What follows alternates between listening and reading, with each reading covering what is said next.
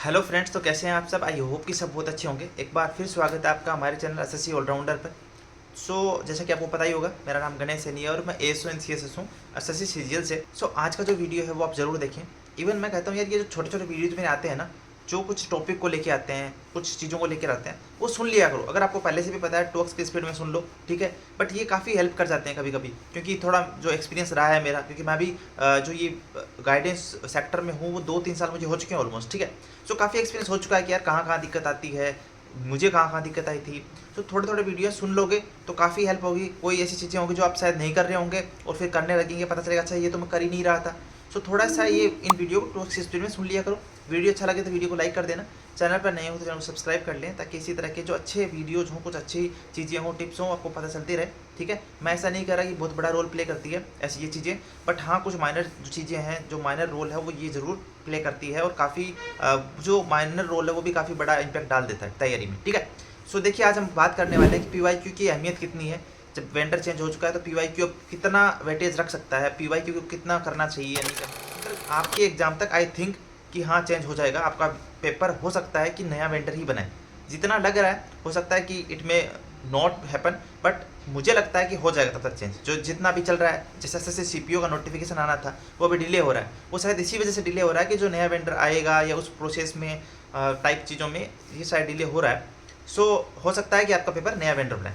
अब अगर मान लो नया वेंडर बनाता है या यही वेंडर बनाता है, तो पीवाईक्यू की वेटेज तो उतनी ही रहने वाली है। देखो, मान लो कि जैसे मैं हूँ, आज मैं पेपर बना रहा हूँ, कल नया बंदा आएगा तो आके पहले यही तो देखेगा कि पहले वाला जो बंदा था वो कैसे पेपर बनाता था, उसी हिसाब से मुझे बनाना है। तो आके वो यही देखेंगे ना कि पहले कैसे पेपर बनते थे। तो वो बेस इसी का लेंगे, जो प्रीवियस ईयर में क्वेश्चंस पूछे हैं उन्हीं को बेस मानेंगे, और उसके बेस पे थोड़ा बहुत अपनी तरफ से कलाकारी करेंगे, थोड़ा बहुत चेंज करेंगे। जैसा कि मैंने आपको एक पहले वीडियो में भी बताया था, बहुत पहले, कि वो क्या कर सकते हैं। जैसे मान लो अभी वाला वेंडर पूछ रहा है कि बताओ प्रॉफिट कितना हुआ, कितना परसेंटेज हुआ, तो वो ये पूछ लेंगे प्रॉफिट परसेंट का 120% का 230% कितना हुआ। मतलब क्वेश्चन है पूरा, उसको सॉल्व करो, उसके बाद वापस आप उसका 120% निकालो। इस तरह से क्वेश्चन पूछ सकता है, या थोड़ा कैलकुलेटिव बना सकता है, ठीक है। या हो सकता है थोड़ा उससे इजियर साइड में भी डाल दे। It depends to the vendor, ठीक है।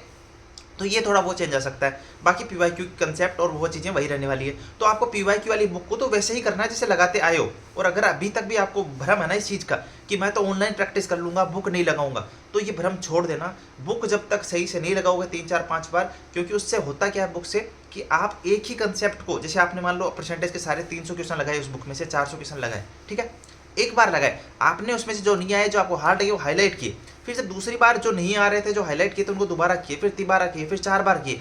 इससे सेम कंसेप्ट आपके दिमाग से कई बार गुजर गया, और वो इम्पैक्ट डालता है आपकी स्पीड पे। डायरेक्टली आप कितने जल्दी उस क्वेश्चन को सोल्व कर पा रहे हैं। जैसा कि आपको पता होगा यार, आप एक चीज़ को एक बार करते हो, दूसरी बार करोगे तो और स्पीड बढ़ेगी, तीसरी बार करोगे तो और स्पीड बढ़ेगी।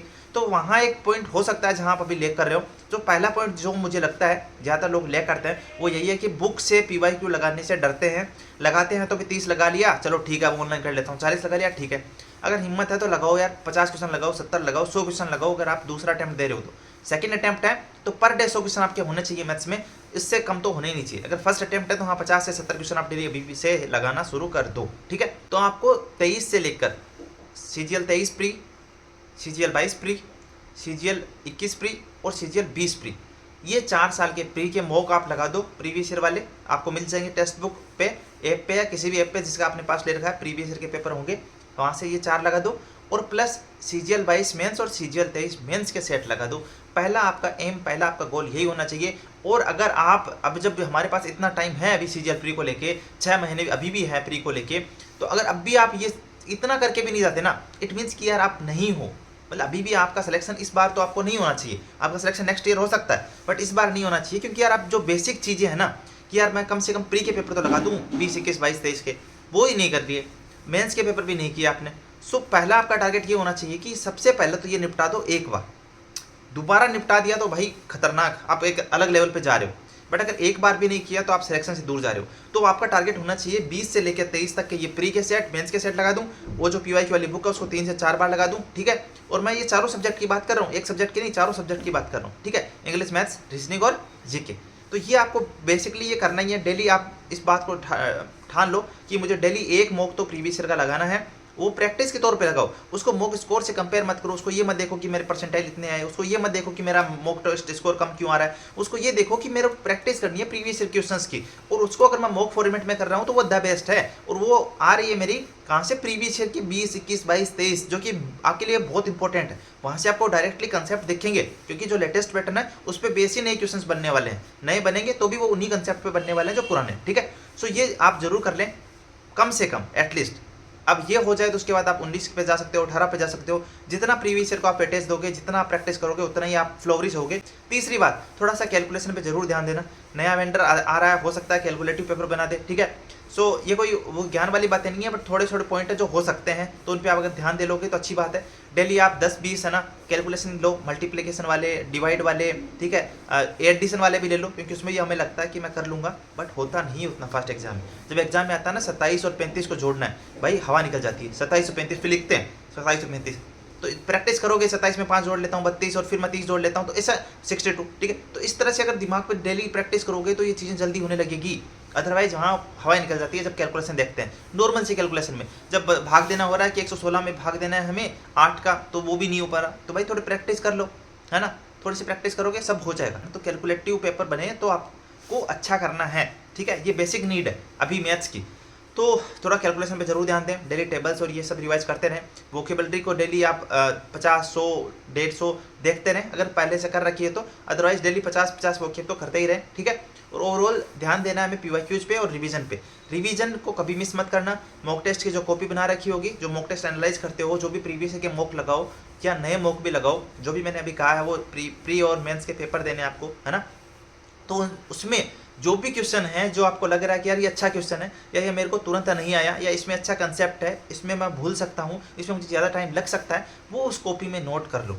और ये प्रण कर लो कि जब भी संडे आएगा उस हर संडे को, एक मंथ के 4 संडेज को मुझे क्या करना है, उस कॉपी को बार बार रिवाइज करना है, जो मॉक टेस्ट एनालिसिस की कॉपी में बनाऊँ। अगर ये करने लग गए, mock test analysis, mock test देने लग गए, प्रीवियस ईयर वाले मॉक टेस्ट कॉपी जो बनाई उसको एनालाइज करने लग गए, उसको वीकली बेसिस पे पढ़ने लग गए, रिवाइज करने लग गए, रिवीजन पे ध्यान दे लिया, PYQ वाली बुक को करने लग गए, सो बस खत्म। फिर कोई सिलेक्शन आपका नहीं रोक सकता, ठीक है। और अगर आप इनमें से कोई चीज़ मिस कर रहे हैं तो प्लीज़ करने लग जाइए, ठीक है।